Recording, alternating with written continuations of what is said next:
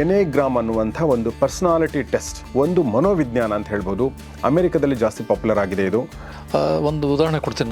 ನಾನು ಅಮೆರಿಕಕ್ಕೆ ಹೋದಾಗ ಅಲ್ಲಿ ಟ್ರಾವೆಲಿಂಗ್ ಮಾಡ್ತಿರ್ಬೇಕಾದ್ರೆ ಅಥವಾ ಯಾರಾದರೂ ನೇಬರ್ಸ್ ಭೇಟಿಯಾದಾಗ ಅವ್ರು ಯಾವ ಥರ ಮಾತಾಡ್ತಿದ್ರು ಅಂದರೆ, ನನ್ನ ನಂಬರ್ 3 ಇದೆ ಪರ್ಸನಾಲಿಟಿ, ನನ್ನ ಮಿಸ್ಸಸ್ ನಂಬರ್ 5 ಇದೆ, ನನ್ನ ಮಕ್ಕಳು ಒಬ್ಬಳು ನಂಬರ್ 7 ಇದ್ದಾಳೆ, ಈ ಥರ ಎಲ್ಲ ಮಾತಾಡಿದಾಗ I was in a shock. Reformer, helper, achiever, individualist, investigator, loyalist, enthusiast, challenger, peace maker. 9 ಪರ್ಸನಾಲಿಟಿಗಳಿದಿಲ್ಲ. ಏನಿದೆ ಆ್ಯಕ್ಚುಲಿ? ಹುಟ್ಟಿದ ಪ್ರತಿಯೊಬ್ಬ ಮನುಷ್ಯ, ಗಂಡ ಇರಲಿ ಹೆಣ್ಣೆ ಇರಲಿ ಅಥವಾ ಯಾವುದೇ ಧರ್ಮದವ್ರು ಇರಲಿ, ಯಾವುದೇ ಪೊಸಿಷನ್ ಇರಲಿ, ಪ್ರೆಸಿಡೆಂಟ್ ಆಫ್ ಅಮೇರಿಕಾ ಇರ್ಬೋದು ಅಥವಾ ಯಾವುದೊಂದು ಕೊಟೇಜ್ ಇರ್ಬೋದು, they fit into these 9 personalities ಅಂತ ಅವ್ರು ಭಾಳ ಸ್ಪಷ್ಟವಾಗಿ ಹೇಳಿದ್ದಾರೆ. ಈಗ ನಾನು ಈ ಒಂದು ರಿಸಲ್ಟ್ಸ್ ಅಥವಾ ಈ ಒಂದು ಪರ್ಸನಾಲಿಟಿ, ನನಗೆ ಯಾವ ಪರ್ಸನಾಲಿಟಿ ನಾನು ಅಂತ ತಿಳ್ಕೊಂಡು, ಓಕೆ ನಾನು ಈ ಪರ್ಸನಾಲಿಟಿ, ಉದಾಹರಣೆಗೆ ನಾನು ಹೆಲ್ಪರ್ ಪರ್ಸನಾಲಿಟಿ, ನಾನು ರಿಫಾರ್ಮರ್ ಪರ್ಸನಾಲಿಟಿ, ನಾನು ಅಚೀವರ್ ಅಂತ ಗೊತ್ತಾದರೆ ಅದನ್ನು ನಾನಂದರೆ ಅದನ್ನು ಇಂಪ್ಲಿಮೆಂಟ್ ಮಾಡೋದೇನು, ಅದರ ರಿಸಲ್ಟಿಂದ ನಾನು ಏನು ಪಡ್ಕೋಬೇಕು, ಏನು ಪಡ್ಕೋಬಹುದು ಅನ್ನೋದು ಪ್ರಶ್ನೆ. ಮನುಷ್ಯ ಆಗಿ ಹುಟ್ಟಿದ ಮೇಲೆ ಅವನು 3 ಬ್ರೈನ್ ಇರ್ತದಂತ. ಎಷ್ಟೋ ಮೆಡಿಕಲ್ ಡಾಕ್ಟರ್ಸ್ ಅವ್ರಿಗೆ ಏನು ಹುಚ್ಚಿದೇನೆ ಅಂತಂದ್ರು ಅವರು.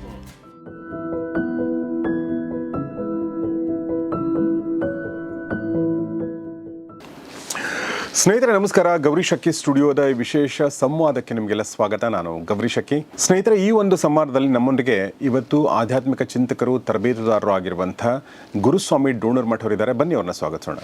ನಮಸ್ಕಾರ sir, welcome to the show. ನಮಸ್ಕಾರ ಗೌರೀಶ್ ಅವರಿಗೆ. ಹುಬ್ಬಳ್ಳಿಯಿಂದ ಬಂದಿದ್ದಾರೆ ನಮ್ಮ ಡೋಣರ್ಮಠ್ ಸರ್ ಅವರು. ಇವತ್ತು ನಾನು ಭಾಳ ಒಂದು ಇಂಟ್ರೆಸ್ಟಿಂಗ್ ಟಾಪಿಕ್ ಬಗ್ಗೆ ಮತ್ತು ಈವರೆಗೆ ನಮ್ಮ ಗೌರಿ ಶಕ್ಕಿ ಸ್ಟುಡಿಯೋದಲ್ಲಿ ಈ ಬಗ್ಗೆ ಚರ್ಚೆ ಮಾಡದಿರುವಂಥ, ಪರ್ಸ್ನಲಾಗಿ ನನಗೂ ಕೂಡ ಇದ್ರ ಬಗ್ಗೆ ಭಾಳಷ್ಟು ಕಡಿಮೆ ಇದ್ದಂಥ ಒಂದು ಟಾಪಿಕ್ ಇದು. ಅದು ಏನಂದರೆ ಎನೆಗ್ರಾಮ್ ಅನ್ನುವಂಥ ಒಂದು ಪರ್ಸನಾಲಿಟಿ ಟೆಸ್ಟ್ ಅಥವಾ ಪರ್ಸನಾಲಿಟಿ ಐಡೆಂಟಿಫೈ ಮಾಡುವಂಥ ಒಂದು ಮನೋವಿಜ್ಞಾನ ಅಂತ ಹೇಳ್ಬೋದು. ಅಮೆರಿಕದಲ್ಲಿ ಜಾಸ್ತಿ ಪಾಪ್ಯುಲರ್ ಆಗಿದೆ ಇದು. ಸೊ ಆ ಕುರಿತು ಮಾತಾಡಲು ಡೋಣರ್ಮಠ್ ಅವರು ಬಂದಿದ್ದಾರೆ. ಸರ್, ಈ ಒಂದು ಕಾರ್ಯಕ್ರಮ ಶುರು ಮಾಡೋಕ್ಕಿಂತ ಮುಂಚೆ ನಮ್ಮ ಪ್ರೀತಿಯ ಜಗದೀಶ್ ಶರ್ಮಾ ಸಂಪ ಅವರ ಒಂದು ಪುಸ್ತಕ ಹೂಬಾಣ, ಈ ಪುಸ್ತಕನ ನಾನು ನಮ್ಮ ಡೋಣರ್ಮಠ್ ಅವರಿಗೆ ಗಿಫ್ಟಾಗಿ ಕೊಡ್ತಾ ಇದ್ದೀನಿ. ಸರ್ ತಗೊಳ್ಳಿ. Thank you very much. Thank you. So ಸ್ನೇಹಿತರೆ, ಈ ಸಂದರ್ಶನ ಶುರು ಮಾಡೋಕ್ಕಿಂತ ಮುಂಚೆ ನನ್ನ ಟೀಮ್ ಯಾವಾಗಲೂ ಹೇಳ್ತಾ ಇರುತ್ತೆ ಮೆಂಬರ್ಸ್ ಕಮ್ಯುನಿಟಿ ಬಗ್ಗೆ ಹೇಳಿ ಅಂತ. ಸೊ ಹೀಗಾಗಿ ಮತ್ತೊಂದು ಸಲ ಹೇಳ್ತಾ ಇದ್ದೀನಿ, ಮೆಂಬರ್ಸ್ ಕಮ್ಯುನಿಟಿಗೆ ಎಕ್ಸ್ಕ್ಲೂಸಿವ್ ಆಗಿರೋ ವಿಡಿಯೋಗಳನ್ನ ಮಾಡ್ತಾಯಿದ್ದೀವಿ. ಸೊ ನಿಮಗೆ ನಿಮ್ಮ ಸ್ಕ್ರೀನ್ ಮೇಲೆ ಸಬ್ಸ್ಕ್ರೈಬ್ ಪ್ಲಸ್ ಅಂತ ಕಾಣುತ್ತೆ, ಇಲ್ಲಾಂದರೆ ಜಾಯಿನ್ ಅಂತ ಕಾಣುತ್ತೆ. ಆ ಒಂದು ಬಟನ್ನ ಜಾಯಿನ್ ಆಗೋದ್ರ ಮೂಲಕ, ಆ ಕಮ್ಯುನಿಟಿಗೆ ಜಾಯಿನ್ ಆಗೋದ್ರ ಮೂಲಕ ನಿಮ್ಗೆ ಸಪೋರ್ಟ್ ಮಾಡ್ಬೋದು ಮತ್ತು ಎಕ್ಸ್ಕ್ಲೂಸಿವ್ ಆಗಿರುವಂಥ, ನಿಮಗೋಸ್ಕರ ಮಾಡಿರುವಂಥ ಕೆಲವೊಂದು ವಿಡಿಯೋಗಳನ್ನ ನೀವು ನೋಡ್ಬೋದು ಅಂತ ಹೇಳ್ತಾ ಇವತ್ತಿನ ಸಂದರ್ಶನ ನಾನು ಶುರು ಮಾಡ್ತಾ ಇದ್ದೀನಿ. ಸರ್ ಏನಿದು ಎನೆಗ್ರಾಮ್ ಅಂತಂದರೆ ಹೇಗೆ ಶುರು ಆಯಿತು, ಎಲ್ಲಿ ಶುರು ಆಯಿತು, ಇದರ ಒಂದು ಮಹತ್ವ ಏನು? ಗೌರೀಶ್ ಅವರೇ, ಇದು ಎನಿಗ್ರಾಮ್ ಅಂತಂದರೆ ಗ್ರೀಕ್ ಶಬ್ದ ಅದು. ಓಕೆ. NEA ಅಂದರೆ 9 ಅಂತ ಆಗುತ್ತೆ. ಓಕೆ. ಗ್ರಾಮ್ ಅಂದರೆ ಡೈಗ್ರಾಮ್ ಅಂತ. ಓಕೆ. ಸೊ ಆ ಡೈಗ್ರಾಮ್ನಲ್ಲಿ ಲೈನ್ಸ್ ಇದಾವೆ, ಟ್ರಯಾಂಗಲ್ಸ್ ಇದಾವೆ, ಸರ್ಕಲ್ ಇದೆ. ಅದನ್ನು ನೀವು ಇದರಲ್ಲಿ ತೋರಿಸ್ಬೋದು, ಸ್ಕ್ರೀನಲ್ಲಿ ನೋಡ್ಬೋದು. ಸೊ 9 ಪರ್ಸನಾಲಿಟೀಸ್ ಅಂತ ಅರ್ಥ ಆಗುತ್ತೆ. ಅದು ಗ್ರೀಕ್ ಶಬ್ದ ಎನೆಗ್ರಾಮ್ ಅಂತ. 9 ಪರ್ಸನಾಲಿಟೀಸ್ ಅಂತ. ಮತ್ತು ನೀವು ಕೇಳ್ತಾ ಇದ್ರಿ ಇದು ಯಾವಾಗ ಶುರು ಆಗಿತ್ತು ಅಂತ. ಇದ್ರ ಬಗ್ಗೆ ಹೇಳ್ಬೇಕಂದ್ರೆ ನಾನು ಸಾಕಷ್ಟು ರಿಸರ್ಚ್ ಮಾಡ್ತಾ ಇದ್ದೆ. ರಿಸರ್ಚ್ ಮಾಡಿದಾಗ ಕೆಲವರಲ್ಲಿ ಗೊಂದಲ ಇದೆ. ಅದು ಎಕ್ಸ್ಪರ್ಟ್ಸೇ ಹೇಳ್ತಾರೆ, who knows may be Pythagoras started it ಅಂತ. ಗ್ರೀಕ್ ಅಂದರೆ 1000 ವರ್ಷದ ಇತಿಹಾಸ ಇರ್ಬೋದು ಅಂತ. ಬಟ್ ಕೆಲವರು ಅಂತಾರೆ 1000 ವರ್ಷದ ಇತಿಹಾಸ ಹೇಗಿರುತ್ತೆ ಅಂತ. ಆಮೇಲೆ ಕೆಲವರು ಮಹಾನ್ ಭಾವರು ಬೇರೆ ಬೇರೆ ದೇಶದಲ್ಲಿ ಅದನ್ನು ಕೆಲಸ ಮಾಡ್ತಾ ಸ್ವಲ್ಪ ಇವಾಲ್ವ್ ಆಗಿದೆ ಅಂತ ಅನಿಸುತ್ತೆ. ಬಟ್ ಇವಾಗ ಹೇಳ್ಬೇಕಂದ್ರೆ ಈಗ ಅಮೇರಿಕನಲ್ಲಿ ಅದು ಇಷ್ಟು ಒಂದು ಪಾಪ್ಯುಲಾರಿಟಿ ಇದೆ ಅಂತಂದರೆ, ಒಂದು ಉದಾಹರಣೆ ಕೊಡ್ತೀನಿ. ನಾನು ಅಮೇರಿಕಕ್ಕೆ ಹೋದಾಗ ಅಲ್ಲಿ ಟ್ರಾವೆಲಿಂಗ್ ಮಾಡ್ತಿರ್ಬೇಕಾದ್ರೆ ಅಥವಾ ಯಾರಾದರೂ ನೇಬರ್ಸ್ ಭೇಟಿಯಾದಾಗ ಅವ್ರು ಯಾವ ಥರ ಮಾತಾಡ್ತಿದ್ರು ಅಂದರೆ, ನನ್ನ ನಂಬರ್ 3 ಇದೆ ಪರ್ಸನಾಲಿಟಿ, ನನ್ನ ಮಿಸ್ಸಸ್ ನಂಬರ್ 5 ಇದೆ, ನನ್ನ ಮಕ್ಕಳು ಒಬ್ಬಳು ನಂಬರ್ 7 ಇದ್ದಾಳೆ, ಈ ಥರ ಎಲ್ಲ ಮಾತಾಡಿದಾಗ I was in a shock. ಇಷ್ಟು ಜನ ಓಪನ್ ಆಗಿ ತಮ್ಮ ಒಂದು ಪರ್ಸನಾಲಿಟಿ ಮಾತಾಡ್ತಾ ಇರ್ತಾರಲ್ಲ. ಸೊ ನಾವೆಲ್ಲ ಎಷ್ಟು ನಮ್ಮ ಪರ್ಸನಾಲಿಟಿನ ಹೈಡ್ ಮಾಡ್ತಿರ್ತೀವಿ, ಅದ್ರ ಬಗ್ಗೆ ಓಪನ್ ಆಗಿ ಮಾತಾಡಲ್ಲ. ಯಾವ ಥರ ಇದು ಬಂತಂದಾಗ ನನಗೆ ಕುತೂಹಲನೂ ಬಂತು, ಆಶ್ಚರ್ಯನೂ ಬಂತು. ಅದಕ್ಕೆ ಹೆಚ್ಚು ಜನ ಇದ್ರ ಬಗ್ಗೆ ಚರ್ಚೆ ಮಾಡಲ್ಲ, ಅಂದ್ರೆ ಒರಿಜಿನ್ ಏನಿದೆ ಅಂಥೇಳಿ. ಬಟ್ ಸಾಕಷ್ಟು ಮಹಾನುಭಾವರು ಅದ್ರ ಮೇಲೆ ಡೀಪಾಗಿ ಮಾತಾಡಿದ್ರೆ will get lost in the mystical ಅಂತ ಹೇಳ್ಬಿಡ್ಬೋದು. ವಂಡರ್ಫುಲ್. ಸೊ ನಾನು ಈ ಒಂದು ಇದು ಎನೆಗ್ರಾಮ್ ಅಂತ 9 ತೆರನಾದ 9 ಟೈಪ್ಸ್ ಆಫ್ ಪರ್ಸನಾಲಿಟಿ, ಅದರ ಒಂದು ಡಯಾಗ್ರಾಮ್ ನೀವು ಸ್ಕ್ರೀನ್ ಮೇಲೆ ನೋಡ್ತಾ ಇದ್ದೀರಾ. ಮತ್ತು ನಾವು ಯಾರು ಅನ್ನೋದನ್ನು ಹೇಗೆ ತಿಳ್ಕೊಳ್ಬೇಕು, ಈ ಎಲ್ಲದರ ಬಗ್ಗೆ ನಾನು ಮಾತಾಡ್ತೀನಿ. ಮತ್ತು ಏನು ಈ ಪರ್ಸನಾಲಿಟಿಗಳು ಅಂತಂದರೆ, ಏನು ಈ ಹೆಸರುಗಳಂತಂದರೆ, ಇದೆಲ್ಲವೂ ಕೂಡ ನಮ್ಮ ಚರ್ಚೆಯಲ್ಲಿ ಬರುತ್ತೆ. ಬಟ್ ಅದಕ್ಕಿಂತ ಮುಂಚೆ ಒಂದು ಭಾಳ ಮುಖ್ಯವಾದ ಪ್ರಶ್ನೆ ಕೇಳಬೇಕು ಅಂದ್ಕೊಂಡೆ. ಅದನ್ನೆಂದರೆ, ಡೋನರ್ ಮಠ್ ಅವರು ಹೇಗೆ ಇದನ್ನೆಲ್ಲ ಕಲಿತರು, ಹೇಗೆ ನಿಮಗಿದು ಅರ್ಥ ಆಯಿತು, ಅಥವಾ ನೀವು ಹೇಗೆ ಪರ್ಸ್ಯೂ ಮಾಡೋಕ್ಕೆ ಸಾಧ್ಯ ಆಯಿತು, ಅಥವಾ ಯಾಕೆ ಮಾಡಿದ್ರಿ ಬೇಸಿಕಲಿ? ಇದು ಭಾಳ ಇಂಪಾರ್ಟೆಂಟ್ ಕ್ವಶನ್ ಆಗುತ್ತೆ. ಯಾಕಂದರೆ ಇವಾಗ ಎನಿಗ್ರಾಮ್ ಎಕ್ಸ್ಪರ್ಟ್ ಅಂತ ನಾನು ಇವಾಗ ಇದು ಹೇಳ್ಕೊಳಕ್ಕಾಗಲ್ಲ. ಯಾಕಂದ್ರೆ ನಾನು ಓದಿದ್ದು ಇಂಜಿನಿಯರಿಂಗ್, ಸಿವಿಲ್ ಇಂಜಿನಿಯರಿಂಗ್, ಆಮೇಲೆ ಮಾಸ್ಟರ್ ಆಫ್ ಇಂಜಿನಿಯರಿಂಗ್ ಮಾಡಿದ್ದೆ, MBA ಮಾಡಿದ್ದೆ. And I started my career as a professor in engineering college. ಮಹಾರಾಷ್ಟ್ರನಲ್ಲಿ ಮಾಡ್ತಾಯಿದ್ದೆ, ನಮ್ಮ ಕರ್ನಾಟಕನಲ್ಲೂ ಮಾಡಿದ್ದೀನಿ, ಡೆಲ್ಲಿನಲ್ಲೂ ಮಾಡಿದ್ದೀನಿ. ಆದರೆ ನನಗನ್ನಿಸ್ತಿತ್ತು, ನಾನು ಹುಟ್ಟಿದ್ದು ಆಧ್ಯಾತ್ಮಿಕ ಅಂತ ಹೇಳೋಕ್ಕಾಗಲ್ಲ, ಶುರುವಾಗಿದ್ದು ಪರ್ಸನಾಲಿಟಿ ಡೆವಲಪ್ಮೆಂಟಿಂದ. I was blessed to have very supporting principal. ಅವರು ಇಲ್ಲ ಇವಾಗ. ಆಶ್ಚರ್ಯ ಆಗುತ್ತೆ, 1984-85ನಲ್ಲಿ ಇಡೀ ಇಂಡಿಯಾದಲ್ಲಿ ಯಾವುದೇ ಇಂಜಿನಿಯರಿಂಗ್ ಕಾಲೇಜ್ನಲ್ಲಿ ಪರ್ಸನಾಲಿಟಿ ಡೆವಲಪ್ಮೆಂಟ್ ಅನ್ನೋ ಶಬ್ದನೇ ಇಲ್ಲ. ಅದು ನಾನು ಮಾಡ್ತೀನಿ ಅಂತ ಹೇಳಿದಾಗ ಅವ್ರು ಸರ್ ಹೇಳಿದ್ರು, ಕರಾವೋ ತುಮಿ ಮೀ ಸಪೋರ್ಟ್ ಕರ್ತು ಅಂತ. ಅವರು ಭಾಳ ಚೆನ್ನಾಗಿ ಅವ್ರನ್ನ ನಾನು ನೆನೆಸ್ಬೇಕಾಗುತ್ತೆ ಇವಾಗ. ಏನು ಹೆಸರು ಅವರು? ಡಾಕ್ಟರ್ ಸಂತಪುರ್ ಅಂತ. ಇವಾಗಿಲ್ಲ ಅವರು, because he was a head. ಅವರು ಹಿ ವಾಸ್ ನಾಟ್ ಅಂಡರ್ಸ್ಟುಡ್. ಅಷ್ಟು ಅವರು ಏನೋ ಒಂದು ನನ್ನ ಅನುಬಂಧ ಇರ್ಬೋದು.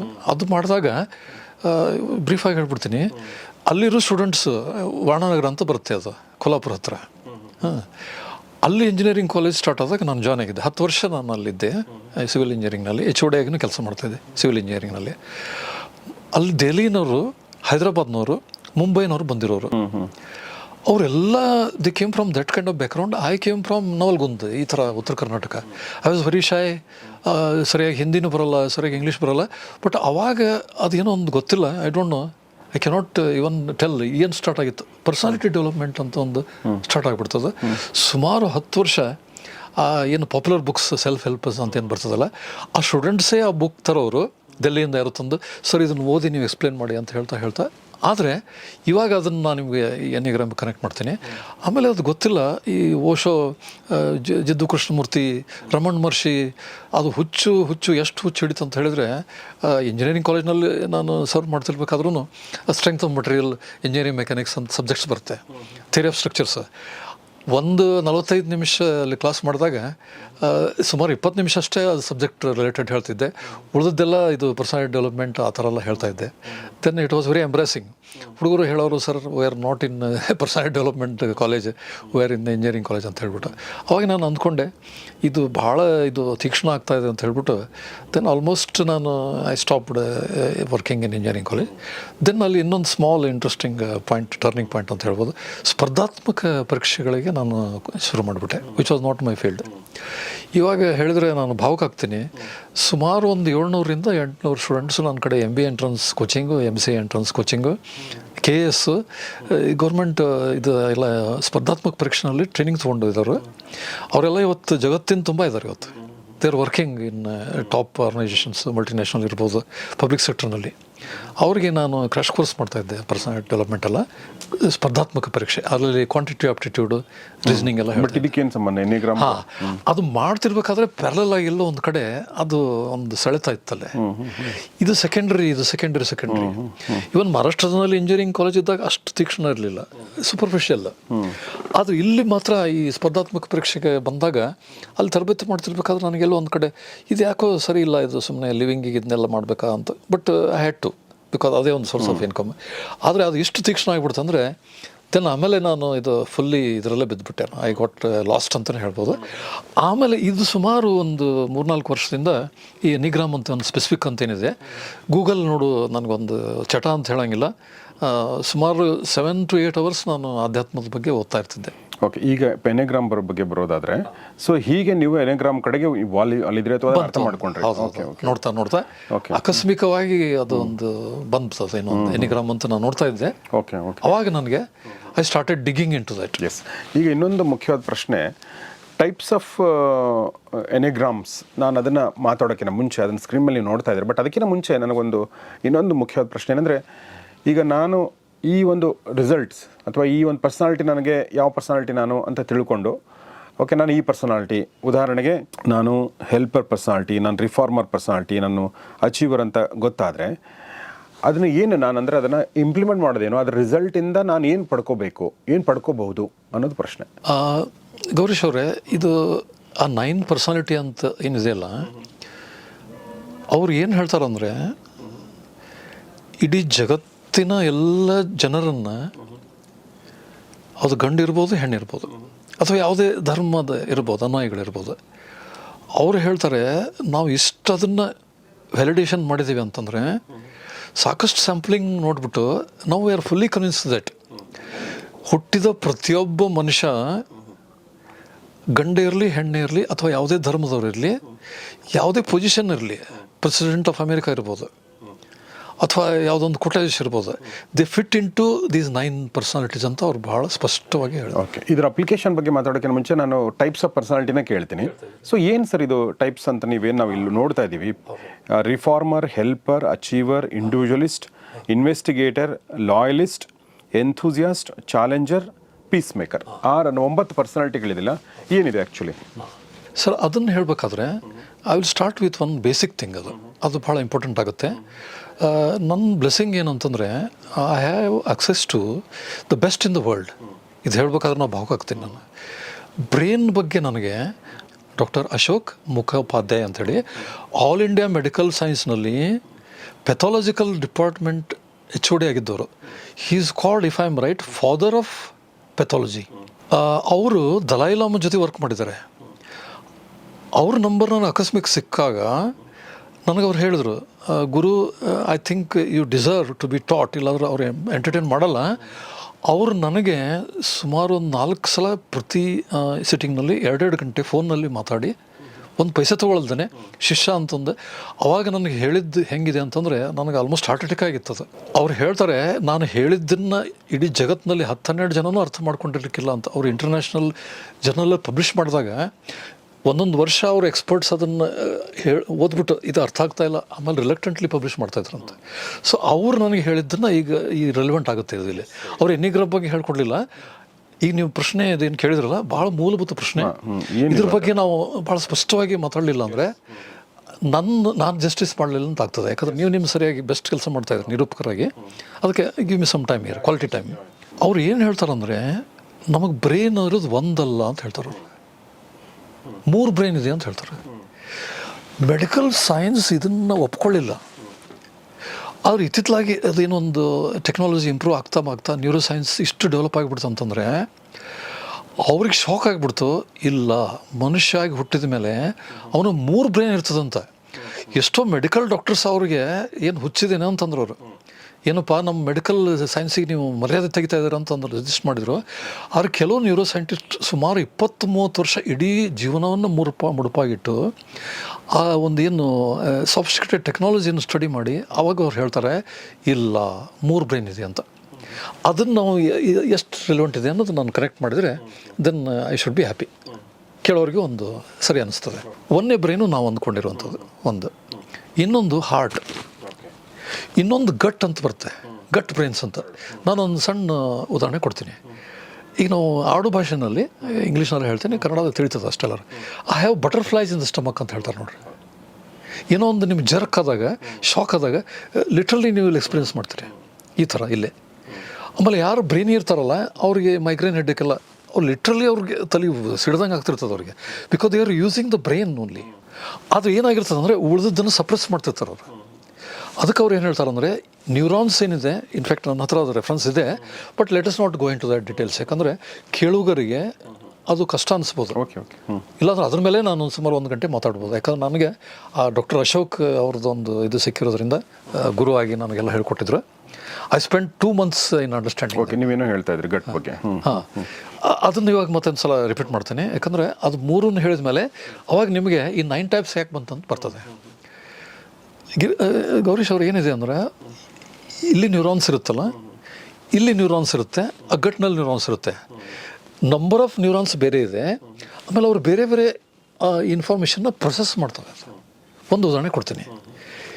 891 ಅವರು ಯಾವಾಗಲೂ ತಮ್ಮ ಜೀವಿತಾವಧಿಯಲ್ಲಿ ಗಟ್ಟನ್ನೇ ಯೂಸ್ ಮಾಡ್ತಾರೆ. ಗಟ್ ಬ್ರೈನ್ ಯೂಸ್ ಮಾಡ್ತಾರೆ. 8-9-1 8-9-1 ಅಂದರೆ ನಾನು ನೋಡ್ತೀನಿ ನೋಡಿ. 8 ಅಂದರೆ ಚಾಲೆಂಜರು, 9 ಅಂದರೆ ಪೀಸ್ ಮೇಕರು, 1 ಅಂದರೆ ರಿಫಾರ್ಮರ್. ಕರೆಕ್ಟ್. ಈ 3 ಪರ್ಸನಾಲಿಟಿಗಳು ಗಟ್ ಬ್ರೈನನ್ನು ಯೂಸ್ ಮಾಡ್ತಾರೆ. ಗಟ್ ಬ್ರೈನ್ನ ಯೂಸ್ ಮಾಡ್ತಾರೆ. ಅದರಿಂದ ಏನಾಗುತ್ತೆ ಅಂತಂದರೆ ದೇ ಆಲ್ವೇಸ್ ವಾಂಟ್ ಅಟೋನಮಿ. ಯಾರು ಅವ್ರಿಗೆ ಇದನ್ನು ಮಾಡು ಅದನ್ನು ಮಾಡು ಅಂತ ಹೇಳಲ್ಲ, ಯಾರು ಹೇಳಂಗಿಲ್ಲ ಅವ್ರಿಗೆ. They don't want to be influenced by the environment. They don't want to be influenced by the environment. ಅದು ಕಂಟ್ರೋಲ್ ಮಾಡ್ತಾರೆ ಅವರು. ಓಕೆ, ಗೊತ್ತಾಯ್ತು. ಇನ್ನು ನೆಕ್ಸ್ಟ್ ಏನು ಬರುತ್ತಲ್ಲ 2-3-4. 2-3-4 ಅಂದರೆ ಹೆಲ್ಪರು, ಆಮೇಲೆ ಅಚೀವರ್, ಆಮೇಲೆ ಇಂಡಿವಿಜುವಲಿಸ್ಟ್. ಆ 3 ಕ್ಯಾಟಗರಿನಲ್ಲಿ ಬರುವಂಥ ಪರ್ಸನಾಲಿಟೀಸ್ ಏನಿದಾರಲ್ಲ, ಹಾರ್ಟನ್ನು ಯೂಸ್ ಮಾಡ್ತಾರೆ ಅವರು. ಆಮೇಲೆ ಇಲ್ಲೊಂದು ಐ ಡೋಂಟ್ ಮೈಂಡ್ ರಿವೀಲಿಂಗ್, ನಾನು ನಂಬರ್ 2. Okay okay. ಆದ್ಮೇಲೆ ಮತ್ತೆ ಅದ್ರ ಮೇಲೆ ಚರ್ಚೆ ಹೆಲ್ಪರ್ ಅಂತ ಬರುತ್ತಲ್ಲ ಅದು. ಹೌದು ಹಾಂ, ಹೆಲ್ಪರ್ ಅಂತ. ಅದು ಹೆಂಗೆ, ಅದು ಕ್ವಶನರ್ ಬಗ್ಗೆ ಮಾತಾಡೋಣ ಅಂತ. ಆಮೇಲೆ ಇವ್ರು ಏನು ಮಾಡ್ತಾರೆ, ಹಾರ್ಟನ್ನು ಯೂಸ್ ಮಾಡ್ತಾರೆ. Okay okay. ಆಮೇಲೆ ಈಗ ನೆಕ್ಸ್ಟ್ ಏನು ಬರುತ್ತೆ ನೋಡಿ ಗೌರೀಶ್ ಅವರೇ, 5-6-7. ಇದು ನಿಮ್ಗೆ ಗೊತ್ತಾಗಿರುತ್ತೆ. ಇನ್ವೆಸ್ಟಿಗೇಟರು, ಲಾಯಲಿಸ್ಟು ಆ್ಯಂಡ್ ಎಂಥೂಸಿಯಾಸ್ಟ್. ಕರೆಕ್ಟ್. ಮೊದಲಿನವರು ಏನು ಯೂಸ್ ಮಾಡಿದ್ರು? ಕೆರಳು, ಗಟ್ಟು, ಆಮೇಲೆ ಹಾರ್ಟ್. ಈ ಉಳಿಸಿ ಯಾವುದು ಅಂದ್ರೆ ಬ್ರೈನ್ ಅಂತ ನಾವೇನು ನಾರ್ಮಲಿ ಮಾತಾಡ್ತೇವಲ್ಲ, ಅದನ್ನು ನಮ್ಮ ಈ ಎನಿಗ್ರಾಮ್ ಭಾಷೆನಲ್ಲಿ ಭಾಳ ಸರಳವಾಗಿ ಹೇಳ್ತಾರೆ. ಅದನ್ನು ನಮ್ಮ ಜನಕ್ಕೆ ಎಲ್ಲರಿಗೂ ಅರ್ಥ ಆಗ್ತದೆ. ಅದು ನೋಡಿ ಬೇಕಾದ್ರೆ ಅದನ್ನು ನಾನು ಟ್ರೈ ಮಾಡ್ತೀನಿ. ಇವಾಗ ಸ್ಪಾಂಟೇನಿಯಸ್ಲಿ ನನಗೆ ಒಂದು ಐಡಿಯಾ ಬಂತದ್ದು, ಇಲ್ಲ ಕಾಂಪ್ಲೆಕ್ಸ್ ಆಗಿಬಿಡುತ್ತೆ ಅದು. ಮೆಡಿಕಲ್ ಸೈನ್ಸ್ ನಮಗೇನು ಗೊತ್ತಾಗುತ್ತೆ ಅಂತ. ಹೆಡ್, ಹಾರ್ಟ್, ಹ್ಯಾಂಡ್ ಅಂತ ಮಹಾತ್ಮ ಗಾಂಧಿ ಹೇಳ್ತಿದ್ರು. ಈ 3 ಇಂಟಿಗ್ರೇಟ್ ಮಾಡ್ಬೇಕಂತ. ಕೆಲವು ಸಲ ಬರೀ ಹೆಡ್ ಇದು ಮಾಡಂತ ಹೇಳ್ತಿರ್ತದೆ, ಹಾರ್ಟ್ ಇದನ್ನು ಮಾಡಂತ ಹೇಳ್ತಿರ್ತದೆ, ಹ್ಯಾಂಡ್ ಇದನ್ನು ಮಾಡಂತ ಹೇಳ್ತಿರ್ತದೆ. ಹ್ಯಾಂಡ್ ಅಂದರೆ ಇಂಪಲ್ಸಿವ್ ಇನ್ಸ್ಟಿಂಕ್ಟ್ಸ್. ವಿಚಾರ ಮಾಡ್ದೇ ಆಗಿಂದಾಗನೇ ಅದನ್ನು ನೋಡಿದ ತಕ್ಷಣ ಅದನ್ನು ಒಂದು ಮಾಡಿಬಿಡೋದು ಅಂತ ಹೇಳ್ಬಿಟ್ಟು. ಈ ಒಂದು ಹುಡುಗಿ ನೋಡಿದ ತಕ್ಷಣ ಅದು ನನಗೆ ಅದು ಸಂಬಂಧ ಬೇಕು ಅಂತ ಆಕರ್ಷಣೆ ಒಂದು ಗ್ರೂಪ್ ನೋಡಿದ ತಕ್ಷಣ ನಾನು ಇವ್ರನ್ನೆಲ್ಲ ಕಮಾಂಡ್ ಮಾಡ್ತೀನಿ, ನಾನು ಹೀರೋ ಆಗಿಬಿಡ್ತೀನಿ, ನಾನು ಪೊಲಿಟಿಕಲ್ ಲೀಡರ್ ಆಗಿಬಿಡ್ತೀನಿ ಆಗಿನ ತಕ್ಷಣ ಒಂದು ಉದ್ವೇಗ ಬಂದುಬಿಡುತ್ತೆ. ಒಂದು ಅಂದರೆ ಥಿಂಕೇ ಮಾಡಲ್ಲ ಇದು ಕಾನ್ಸಿಕ್ವೆನ್ಸಸ್ ಏನಾಗುತ್ತೆ ಅಂತ. ಕಾನ್ಸಿಕ್ವೆನ್ಸಸ್ ವಿಚಾರ ಮಾಡ್ದೇ ಗಟ್ಸಿ ಮಾಡಿಬಿಟ್ರೆ ಅನಾಹುತನೂ ಆಗ್ಬೋದು, ಜಗತ್ ಪ್ರಸಿದ್ಧನೂ ಆಗ್ಬೋದು. ಆ ಥರ ಆಗುತ್ತೆ ಅದು. ಅದಕ್ಕೆ ಈಗ ಅದು ಬಹುಶಃ ನೀವು ಪ್ರಶ್ನೆ ಕೇಳಿದ್ದಕ್ಕೆ ಒಂದು ಸ್ಪಾಂಟೇನಿಯಸ್ ಸರಿ ಬಂತದ್ದು. ಸೊ ನಮ್ಮ ನೆಕ್ಸ್ಟ್ ಡಿಸ್ಕಷನ್ನಲ್ಲಿ ನಾವು ವಿಲ್ ಸ್ಟಿಕ್ ಟು ಗೌರೀಶ್ ಅವರು ಈ 3 ವರ್ಡ್ಸ್. ಒಂದು ಹೆಡ್, ಇನ್ನೊಂದು ಹಾರ್ಟ್, ಇನ್ನೊಂದು ಗಟ್ಸ್ ಅಂತಲೇ ಇಟ್ಕೊಳ್ಳೋಣ. ಬೆಲ್ಲಿ ಸೆಂಟರ್ ಅಂತ ಯೂಸ್ ಮಾಡ್ತಾರೆ ಆ್ಯಕ್ಚುಲಿ, ಬೆಲ್ಲಿ. ಅದಕ್ಕೆ will stick to these 3 words ನಮ್ಮ ಡಿಸ್ಕಷನ್ನಲ್ಲಿ. ಸೊ ಈಗ 9 ಟೈಪ್ ಪರ್ಸನಾಲಿಟಿಗಳ ನೀವು ಸ್ಕ್ರೀನ್ ಮೇಲೆ ನೋಡ್ತಾ ಇದ್ದೀರಾ. ರಿಫಾರ್ಮರ್, ಹೆಲ್ಪರ್, ಅಚೀವರ್, ಇಂಡಿವಿಜುವಲಿಸ್ಟು, ಇನ್ವೆಸ್ಟಿಗೇಟರು, ಲಾಯಲಿಸ್ಟು, ಎಂಥೂಸಿಯಾಸ್ಟು, ಚಾಲೆಂಜರು ಮತ್ತು ಪೀಸ್ ಮೇಕರ್ ಅಂತ. ಇದರಲ್ಲಿ ರಿಫಾರ್ಮರು, ಆಮೇಲೆ ಹೆಲ್ಪರು, ಅಚೀವರು ಇವರೆಲ್ಲ ಗಟ್ಟನ್ನು ಯೂಸ್ ಮಾಡಿದರೆ, ಇಂಡಿವಿಜುವಲಿಸ್ಟು, ಇನ್ವೆಸ್ಟಿಗೇಟರು ಮತ್ತು ಲಾಯಲಿಸ್ಟು ಇವರು ಹಾರ್ಟನ್ನು ಯೂಸ್ ಮಾಡ್ತಾರೆ, ಮತ್ತು ಎಂಥೂಸಿಯಾಸ್ಟು, ಚಾಲೆಂಜರು ಮತ್ತು ಪೀಸ್ ಮೇಕರು ಈ ಬ್ರೈನನ್ನು ಯೂಸ್ ಮಾಡ್ತಾರೆ. ಯಾಕಂದರೆ ಇದು ನಾವು ಬ್ರೈನ್ ಅಂತ ಕನ್ಸಿಡರ್ ಮಾಡ್ತಿರೋದ್ರಿಂದ ಈ ಬ್ರೈನನ್ನು ಯೂಸ್ ಮಾಡ್ತಾರೆ ಅಂತ ನಾವು ಈಗ ಮಾತಾಡಿದ್ವಿ. ಸರಿ. ಈಗ ನನ್ನ ಪ್ರಶ್ನೆ ಏನಂತಂದರೆ, ಇದು ರಿಫಾರ್ಮರ್ ಅಂದರೆ ಏನು? ಅಂದರೆ ಏನೋ ಆ್ಯಸ್ ದ ನೇಮ್ ಸಜೆಸ್ಟ್ಸ್ ಅಷ್ಟೇನಾ ಅಥವಾ ಬೇರೆ ಏನಾದರೂ ಇದೆಯಾ ಅದಕ್ಕೆ?